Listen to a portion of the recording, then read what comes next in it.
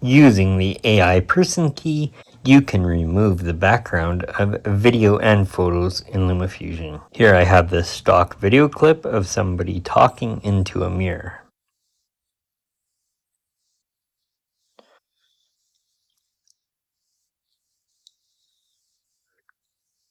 Double tap the clip or use the pencil from the main toolbar to open the clip editor. Tap on Color and Effects and the chroma key options. And the first option you see with this video is the person key. When using any keys in LumaFusion, whether that's the green screen key, the blue screen key, or even the AI person key, you want to look for the preview that has the black background. This shows you what key will work the best. Tap on the AI person key, and the background gets removed. The black background means that the background for the video clip has been successfully removed. But you still have the subject of the video.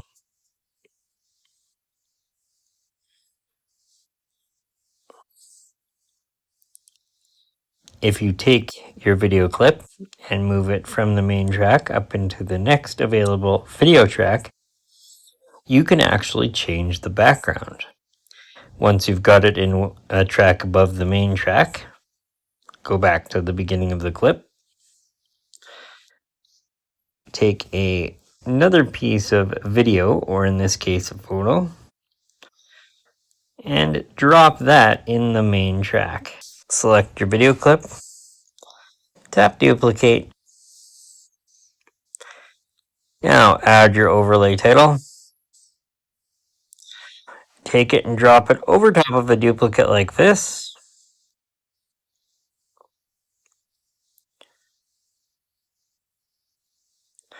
You don't want that copy paste warning. Drop it now. You want to replace the clip but keep the timeline duration. Edit your text. If you want to select a preset, go ahead and just select any preset that you've created. If you've seen that trend on YouTube thumbnails where the creators will make a text title out of two different colors, usually white and yellow, you can do that as well. Just open the text properties, duplicate the layer so that you have a duplicate.